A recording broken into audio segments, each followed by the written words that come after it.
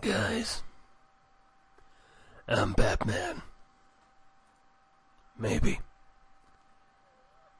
I'm really not Batman. But I'm a huge Batman fan, and for the last week I have been engrossing myself in Batman media, which I don't know, I go through periods of doing that. I'm not an avid comic book reader, but from time to time I dive down the rabbit hole and just read a shitload for a couple days, which I guess that's the way I am with all of my hobbies. I can't say that I'm completely devoted to any of them, but I'm an unbalanced person. I don't just like dabble in things a little bit and then jump from thing to thing. Well, I mean, overall I do, but I don't spend 30 minutes a day doing one thing and then jump to another thing and then jump to another thing all in one day. If I am reading comic books or something, and if that is my thing, I will do it for like 6 hours. And this week has been a Batman week. I played all of Arkham Knight over the course of like 3 days, and that game was pretty good. I thoroughly enjoyed the story, and there were like tank sessions that irritated the shit out of me, but other than that I liked it. Anyway, I'll come back to Batman in a while. Tonight was a good night. I went to a bourbon seminar, which the local bar, one of two that I enjoy in this area, does like classes on various liquors that one could become a connoisseur of, and I tend to go to all of them except for the wine ones. I probably should go to a wine one. I wouldn't appreciate it as much as I would the other ones, but just to learn things, you know? That's a good thing to do. And I would like to know as much as possible about as many things as possible. So why not learn about wine? Next one I'll go to it. But tonight's was bourbon, and I am a whiskey dude. Holy shit, I love whiskey. And we got to try, I think it was between 8 and 10 different types of bourbons, like a half shot each. This time it was lengthier. Last time I went to one of the classes, hardly any people showed up, so the dude had to rush through it, and I ended up getting way too fucked up. But that's not even the goal of a thing like that. I mean, I won't deny enjoying getting fucked up, but I don't go to these specifically so I can drink myself to death. I can do that on my own time.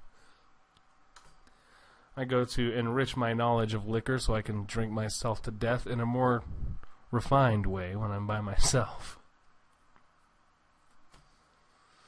So that was fun. I went with a bunch of people that I knew this time, solely because last time it was just me and my dad that went, and I felt bad for them. They're an amazing bar. I mean, nobody that listens to this is local, so I'm not going to say their name. Nobody gives a fuck.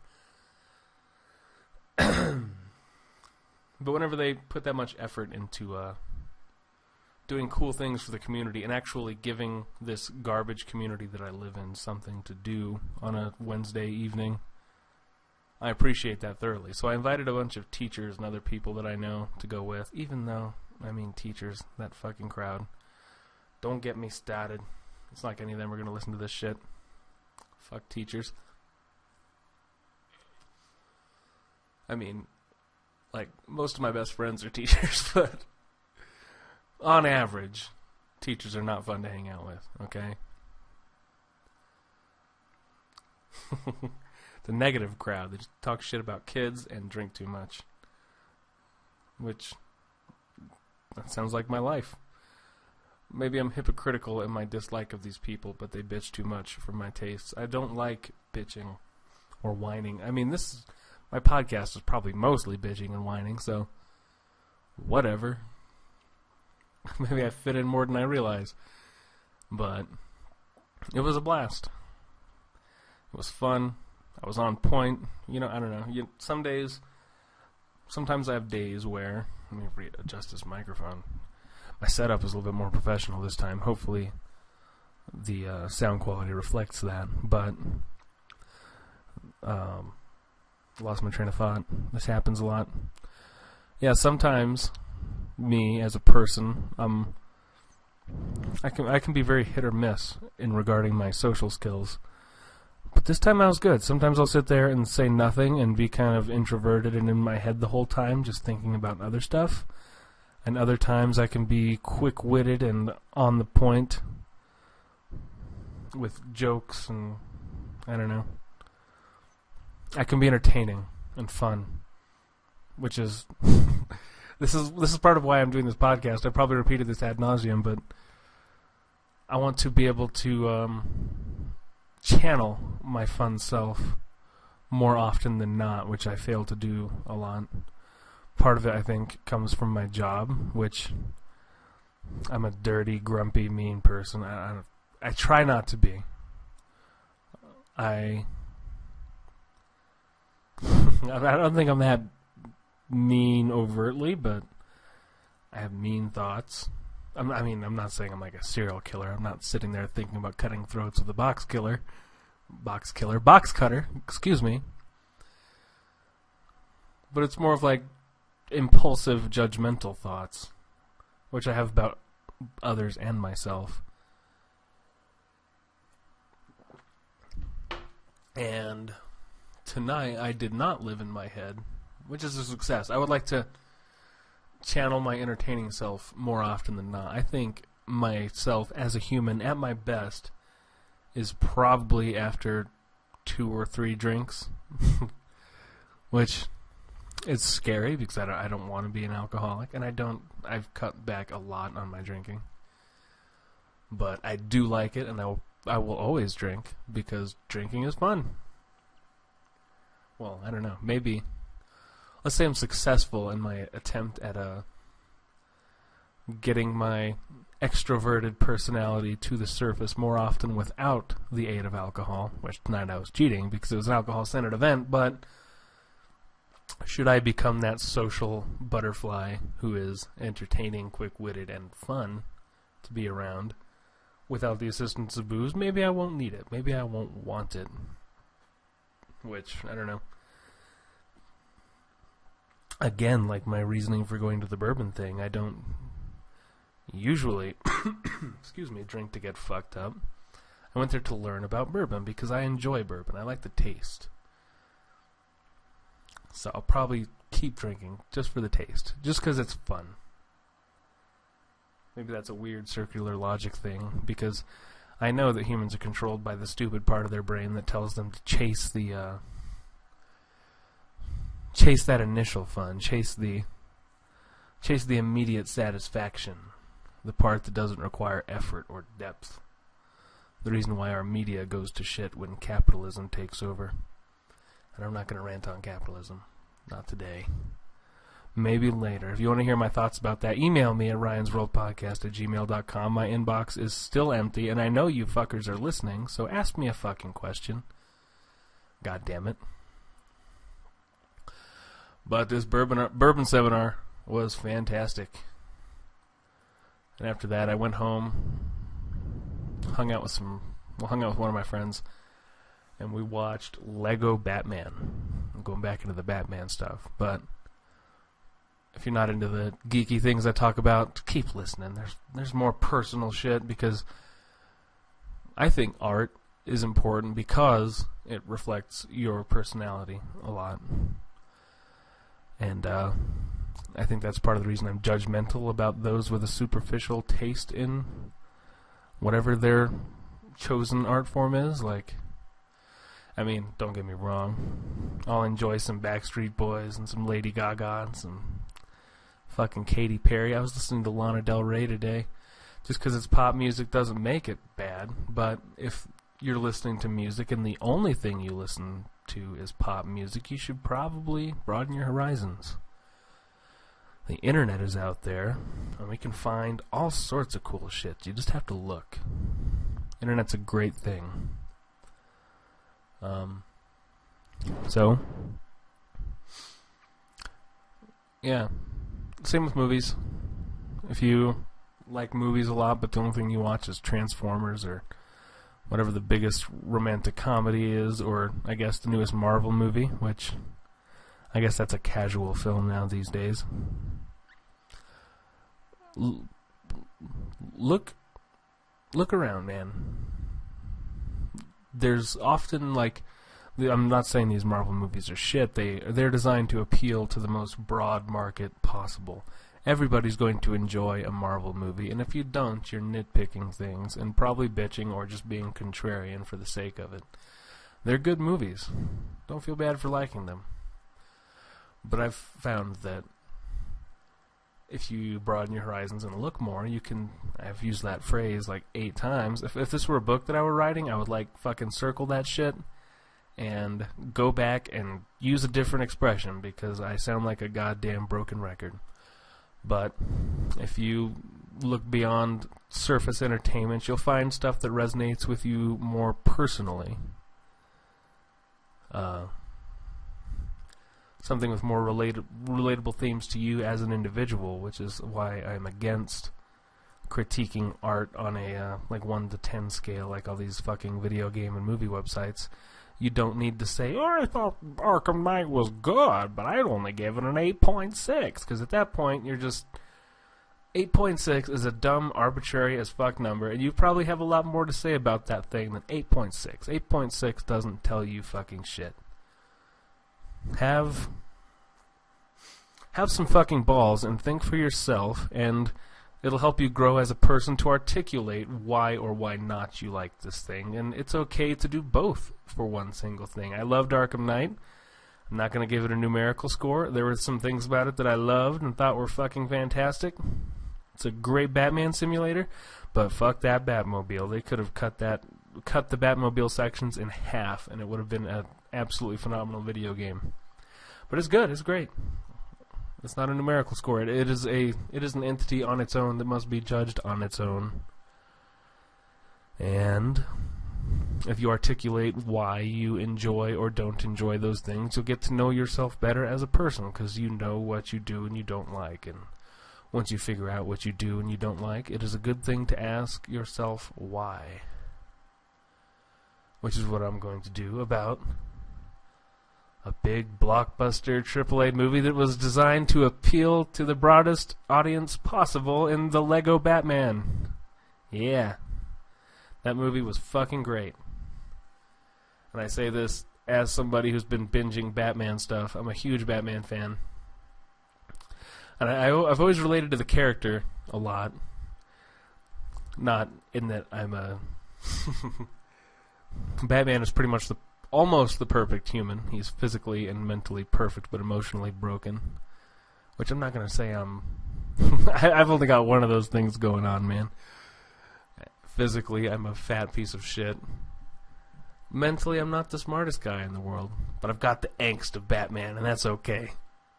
Because the central plot in that movie, which I thought it was handled really well for something that's supposed to be a kid's movie, is Batman being alone. Like, it opens up with him saving Gotham against the bad guys and kicking ass, and then just basically self-filleting himself, being super into him and him only, which that's not me. I do not have a high opinion of myself most of the time, but after that, people see Batman kicking ass and taking names and saving the day and being the center of attention, and they're like, "Oh, Batman, you must you must have like a great life. I bet you're gonna go home and party with all your friends and stuff." And then Batman goes home and he talks to his computer, eats some food by himself, and then watches a movie by himself. And you can tell it's bothering him the whole time. And that scene spoke to me as a person. That is my life, other than the heroics and badassery. I'll go to work, barely contribute to society, and then come home and be alone. And then Batman enjoys it, and he claims, like, I'm a lone wolf. I'm fucking Batman. I don't need other people, which that's a train of thought that I've often followed, which for the most, it's half true. For the most part, I do like solitude, but I have those Batman moments where it clearly bothers me, and I should embrace other people and let them in and hang out, you know? But yeah, that Usually the other Batman stuff, the other Batman media tackles that in a more adult way, but this kid one was more blunt and in your face about it, as a kid's movie should be. And then there were tons of inside Batman jokes, and Batman learns a good lesson at the end of the day and lets people into his life. And I found it surprisingly moving. Maybe I should be like Will Arnett's Batman rather than Peter Griffin's Batman. That's me making fun of myself, by the way. But yeah, it was a good movie. I don't know. I've always admired Batman as a physical character because I've found him inspirational. I have to pee all of a sudden. I'm going to pause this recording and then carry on. I hope it doesn't interflow with the flow too much. Hello. Holy shit. I almost lost the beginning of this podcast, but pausing it. Audacity does not like to be paused and then you walk away from it for a while. I was really irritated here because I thought I was saying some good stuff. Anyway, I believe I was talking about Batman as an inspiration to me, which, yeah, he is. I find fictional characters to be more inspirational than real people, and I'll tell you why. Real people are inherently flawed. And that's okay. It's like all the Christians say, nobody's perfect, but Batman is. Except for emotionally, but that's just to make him an interesting character, you know? Batman is brilliant, and lost my train of thought in the middle of talking again. I'm talking about Batman being inspirational while thinking about other shit. This is why my mind is fucked and why I'm poor at conversation most of the time. So if you've ever talked to me, you could probably tell that I stare off into space a lot, and that's not because you're boring or because I don't want to talk to you. Well, sometimes it is, but that's mostly me and my fault as a person. I'm trying to get rid of it, guys. Sorry. But real people are flawed. Even like the best. I've mentioned this in previous podcasts. I forgot what weird analogy I used. I think it was like a guy who spends 6 days a week benefiting society via charities and donations and other sorts of things, and then on one day of the week he rapes and murders a guy. Is he a good or bad person? He's just a person. You don't have to label them as good or bad. He had his flaw, and his flaw was that one day a week where he was a piece of human garbage. But being a fictional character, you don't have to worry about that because they're almost always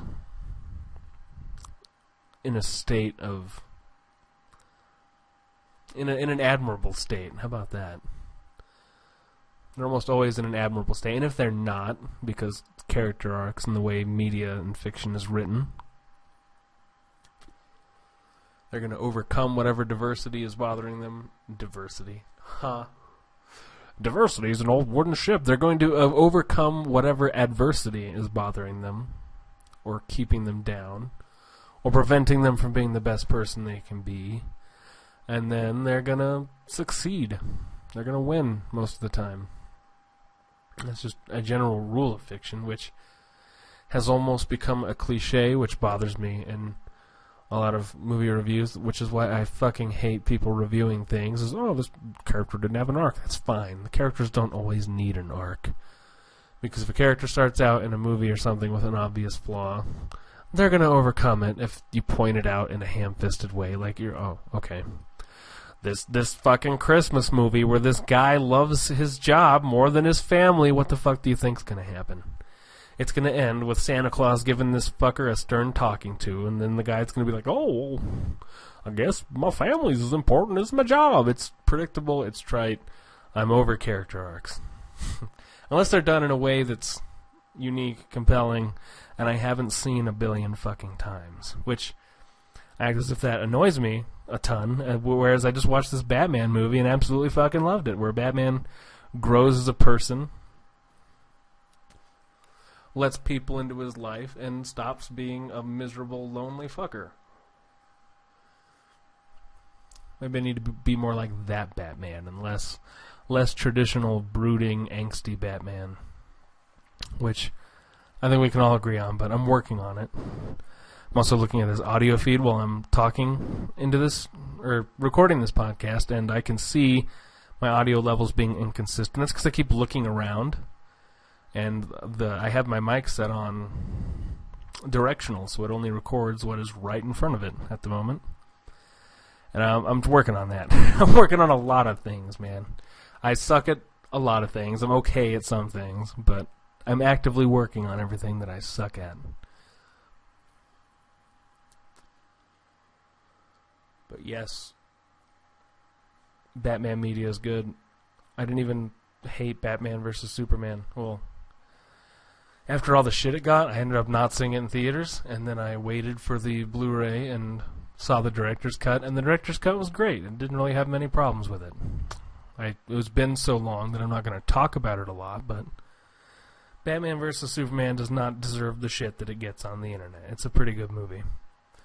But other than Batman, which I could have segued this a lot better, Batman's one of my favorite pieces of media history. I say that because it is a part of the historical fiction lexicon, but Alien came out last week, guys. Alien Covenant. Alien is my favorite movie series of all time. I think as a movie, I probably like The Thing more than any Alien stuff, but I like all of the Alien movies except for Alien vs. Predator. Those don't count as canon. Those are just fuck around movies, and the first one was kind of fun. There's 45 minutes of human bullshit, and then Alien vs. Predator fighting for an hour, which was great. I mean, I can enjoy my schlock and my lowbrow predators killing aliens. Then Aliens vs. Predator Requiem came out. That movie was dog shit because it was too dark. The cast was a bunch of teenagers. And it was too dark. I'm going to say that twice. Because if your whole movie is based upon, like, stupid spectacle, you should be able to fucking see what is going on and enjoy and appreciate that spectacle. But that movie was shot with, like, some fucking asshole with a 2007 cell phone and his shitty 2000 cell phone flashlight. It is garbage. Don't watch Alien vs. Predator Requiem. But Alien Covenant came out. I watched that. I watched the other Alien movies, and I watched Prometheus the night before to refresh myself on the series. Fucking, I love it. Even Prometheus is good. A lot of internet people will tell you otherwise, but fuck those dudes. Have your own opinion. I like Prometheus. It's a good movie. And, after that, I watched Predators because I got to thinking about Aliens versus Predators. Predators is the 2010 Predator movie with what's that guy's name? I don't even know. The guy from Grosse Pointe Blank and the Stephen King movies playing the main character. I really like him as an actor. I don't know why I can't think of his name right now. Adrian Brody. There you go. That guy plays the main character in that, which got me to thinking of the Aliens versus Predator comic books, in which, in that universe, there is an Alien versus Predator versus Batman comic, which is fucking amazing. I mean, usually a lot of this crossover stuff is lazy garbage, but the Batman one fits right in. The Predator's like a natural villain for Batman. The abilities of a Predator perfectly counteract the fear-based hunting of Batman. It's a great foil to that dude. So that's what got me into Batman. I was reading these Alien vs. Predator vs. Batman comics, and then I'm like, man, I should fucking dive back into Batman again. And I had Arkham Knight sitting in my Steam library untouched, and I fucking loved City and Asylum, although Asylum is far and away the best game. And then I went on a Batman binge. And I'm just telling you this because I have a weird associative mind, and things remind me of other things constantly, and then I chase those thoughts, like a dog after a car, or like a fucking toddler after a butterfly. So that's the rabbit hole I went down on this week. But Alien Covenant, what a fucking movie. I thoroughly enjoyed it. It was The first half reminded me of Alien a lot. The middle third reminded me of Prometheus. They continued the David storyline in a very fascinating way. I'm not sure how much I should spoil. I mean, if you give a shit about Alien, pause it. Or fucking go watch Alien Covenant, because why the fuck haven't you watched Alien Covenant yet? And then come back and listen. Or if you don't care, then fuck you. But they continued the philosophical aspect of Prometheus, which was humans as an entity searching for their creator, in which an android who was created by humans sees them chasing their creator and finds it disgusting. He finds it boring and reprehensible, because he knows that the answer that the humans give an android when they ask, "Why did you make me?" was because we could. So he already understood that there is no greater meaning to existence. So he decided to sabotage the mission, turn into the terrible person you see in person. I answered one of sci-fi's greatest greatest ethical conundrums just via an impulsive train of thought. Yes, androids are people. Sure, David is a person. And, yeah, you see him reflect upon, I still don't want to spoil the whole thing. I know I said fuck off if you haven't seen it, but you owe it to yourself to get deep into the Alien franchise. It is great. I'm sure you'll have your own thoughts about it, and you can email them to me at ryansworldpodcast@gmail.com. I'm still waiting on those emails, you fuckers. I know you have something interesting to ask.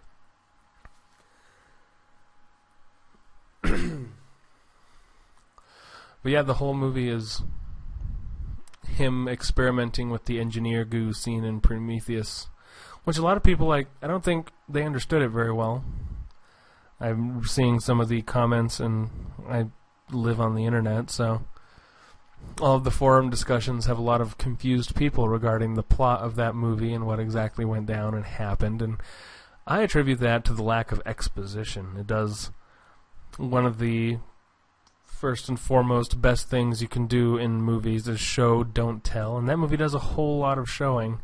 And I'm not going to say it does no telling, because it does. Some of it's heavy-handed, but yeah, the showing is great, and I don't think a lot of people were paying attention enough to pick up on a lot of the things that went down, or fully understand a lot of the things that happened in both that movie and Prometheus, at least regarding the philosophical and ethical aspects of those movies, which I understand. I mean, it's 2017. We're all a bunch of fucking apes with cell phones who can't look away from them for 2 seconds. And even when I watch a movie that I care about at home, I look at my cell phone a lot, even if I'm not talking to anybody at the time. But I know you're out there staring at your cell phone. Try not to, unless you're talking to somebody cool. I mean, I use my cell phone a lot, but I don't talk to people with it often. There is a person that's like on and off that I talk to, but otherwise I'm like browsing the internet with it, looking up other things, just chasing that fucking butterfly, that ADD butterfly that tracks me all the time, or distracts me all the time. Getting my thoughts jumbled again. I think my mind works faster than my brain does, and I was thinking about things to say 10 seconds from now, and then I get caught up and forget what was currently coming out of my mouth. I should make my mouth work faster. I was at a bar the other day, and some big redneck said, "Boy, you got a pretty mouth." I do. I mean, it's okay. It's a mouth. But, see, I got distracted for like 2 minutes talking about nothing while I was talking about Alien and visual storytelling. Things that fascinate me and that I could talk about a lot.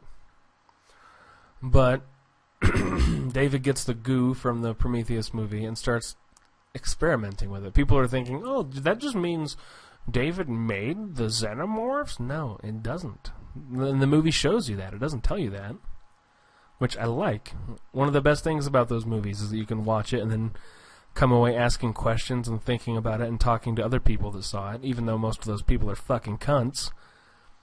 and each of you will see something that the other didn't see and point it out, and together as a community you can kind of piece the whole thing together. It's a communal aspect that movies sometimes miss out on. Some people think that's a flaw, that movies don't chase that, or that they rely so heavily on subtly demonstrated things that only show up on screen for half a second, because you blink, you look at your phone, you check your fucking Instagram, you text that fucking asshole you talk to all the time, you miss it.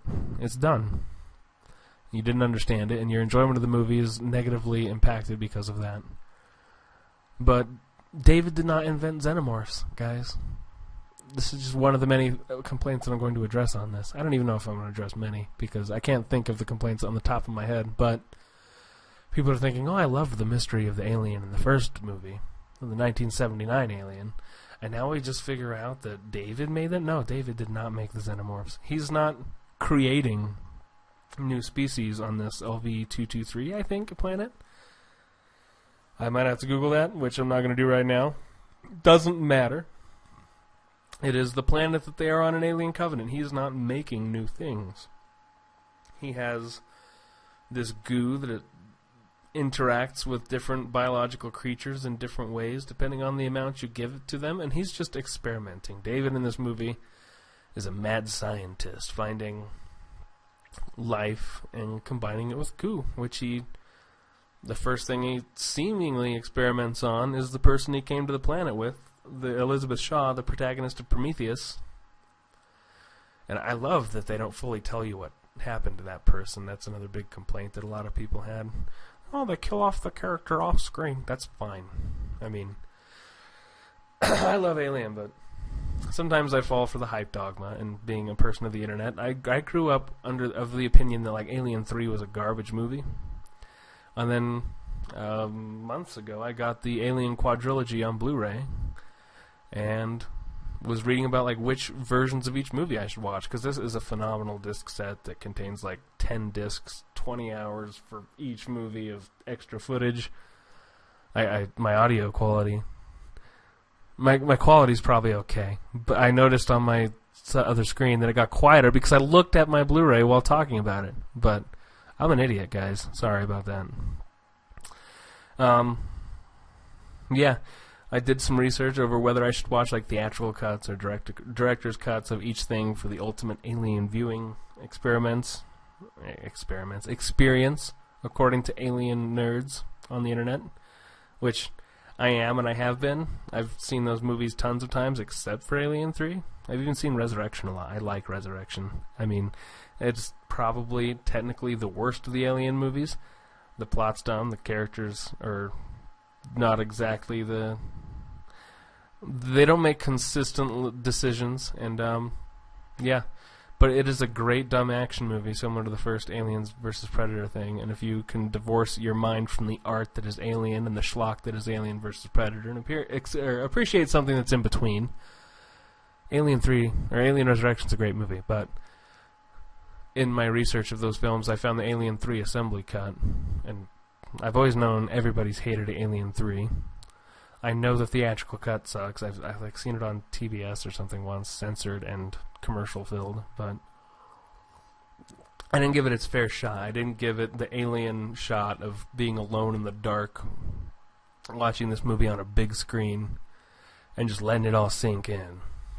And I hear these people saying, yeah, the theatrical cut's terrible, but the assembly cut is a great movie. And even then, that's not a consistent opinion. Half these guys still hate the assembly cut, solely because of the David Fincher's choice to kill off Hicks and Newt off screen between Aliens and Alien 3. And they're like, oh, we loved Hicks and we loved Newt, which I didn't fall in love with those characters. They were good characters, but like, to me, when Alien 3 reveals those two characters are dead in the assembly cut, fuck the theatrical cut. I'm going to repeat that again, because should you decide to get into Alien after listening to me talk about it forever, when you get to Alien 3, watch the assembly cut. I'm sure you can get the quadrilogy. Do that. I mean, if you have to get it on the internet, you can be resourceful, and I'm sure you can find it. If you don't, hit me up at ryansworldpodcast@gmail.com, and I will help you find the assembly cut in less conventional ways. And I'm not advocating movie piracy, you dickbags. It would be ironic if I had like 7 fucking listeners and one of them was the head of the MPAA or whatever, and he comes out, oh, this guy's helping people pirate Alien 3. And we don't even profit off that movie anymore, and then I'm going to spend decades in prison and spend tons of money that I don't have paying legal bills. I got distracted again, didn't I? But yeah, watch the assembly cut. When it was revealed that those characters died off screen, to me, I thought, wow. This movie does not fuck around. This movie has balls. This movie is ready to do some bold things. And I was completely right. That movie is dark. So that didn't bother me that they killed Shaw off screen in Alien Covenant. I thought essentially the same thing, and I really liked how they kind of revealed what happened to Shaw in little snippets of paintings and drawings done by David, the android. And I'm dying to get my hands on that Blu-ray release of that movie so I can pause it and like actually look at the things he was drawing based on Elizabeth Shaw. Because in a movie theater, when you have like just a glance to look at it, you're not going to figure it out much. But you see it, and the drawings are gruesome enough to know that at a glance, like, whoa, David did some fucked up shit here, you know? And I can't wait to actually dive into that and figure out exactly what he did. Because I'm sure it shows you. If I'm wrong, I mean, fuck it, I'll admit I'm wrong. People should admit they're wrong more. And it doesn't even change the movie that much. If they don't tell you. Because how he did it is not exactly important to the plot. It's just that David took the only human that was nice to him and mutilated them because he's a fucking dick. And watch those movies if you want to find out why David's a fucking dick. But Michael Fassbender plays 2 androids in it, looking exactly the same. Does a great job. There's I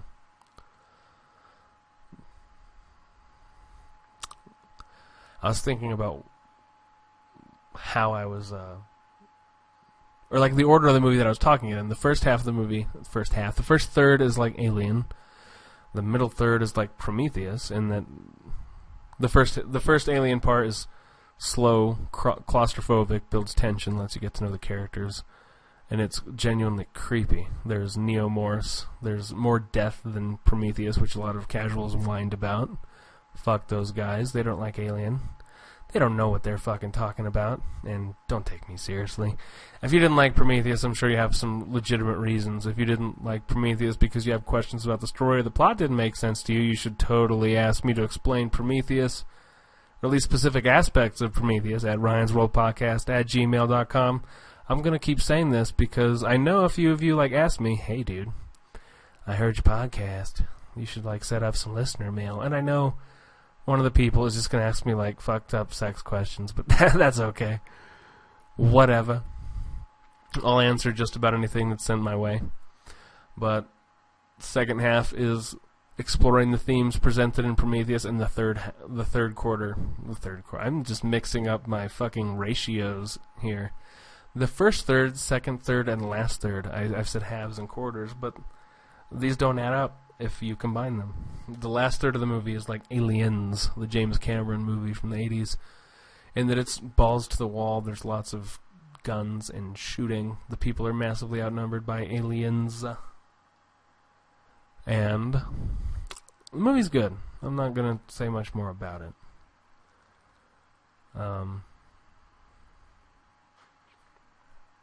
Yeah. Just don't... I'd like to take a minute to encourage you guys to think for yourselves. Just because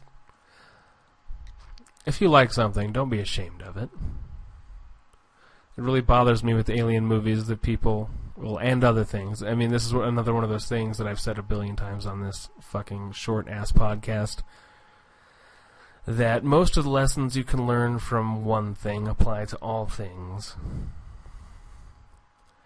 So don't let people tell you what to think about things. You think about it for yourself, meditate on it, use both your logical brain and your lizard brain, your brain and your heart. And you make your own decision, because you are a fucking person, and that's the only right that you really have. I think I'm done, almost. It is 1:52 a.m. Thursday, May 20-something. I'm bad with dates. And I'm recording this podcast right now because last week's podcast, the one that I told you guys, like, hey, I'm recording this in a fucking classroom on a cell phone because I'm going to put out a podcast once a fucking week, whether I have something to talk about or not. I mean, this is a pretty healthy podcast. It's approaching 40-something minutes in length at a tertiary glance to my second monitor. Love having multiple monitors, by the way. You're missing out if you don't have a full-on fucking multi-monitor computer setup. You Mac douchebags and your stupid little MacBooks. Fuck those things. You need a goddamn computer. But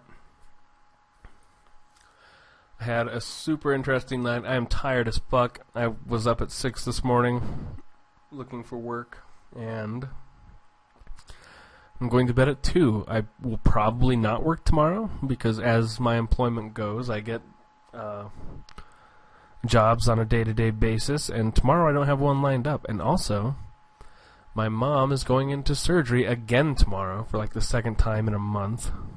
Nobody even gives a shit about that. But anyway, the doctor said that after surgery she shouldn't be alone, so I'm going to go over there, assuming I don't work. If I don't work, then someone's going to hang out with her until I'm off, and then I'll go over there. Which sounds callous. I need to listen to those motherfuckers in those Christmas movies, right? Family is the most important and the only thing we have. They're the only people that will stick by you, even though others tell you that they will. That's not always true. And I am fully banking on not working tomorrow. So I'm going to go spend the whole day watching my mom be high after her surgery. And by that I mean she's going to be sleeping and I'm going to be playing Zelda on the couch. Which sounds like I'm being altruistic. Oh, I love my mother so much and I would do anything to be by her side. And I would, but I'm not going to brag about that. I'm going to go over there and play video games. Because that's what's going to happen. I'm realistic about the situation. I'm not going to try to make people think that I'm ultra caring about my family, which I care about them. I might have talked about this in the baby episode where I cried a little bit. But I'm going to go be there just in case my mom needs me. Play Zelda, stare at my phone like a fucking monkey for hours on end. Maybe talk to people. I don't even know where my phone is right now.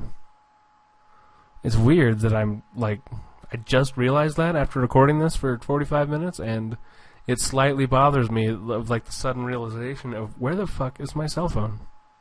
We have grown very attached to those in this day and age. Which I'm on the fence of whether or not it's a good or a bad thing, because some of my best friends I've only met through the internet. With some people, the internet is the only way I can like communicate with them effectively. And I'm lumping the internet with cell phones because, like, same thing these days. I don't think you need to be with a person in person to enjoy them, to fully experience them, as long as your communication is good. Some of these people I should go visit, which, another thing, I'm going to go back to Alien again, which I wasn't even planning on. Usually I like write down some things to talk about during these episodes. Not like, I don't keep detailed notes. Like, I'm glancing at my other monitor, and I just wrote Batman and then talked about Batman for 20 minutes because I knew I had some ideas to talk about with Batman.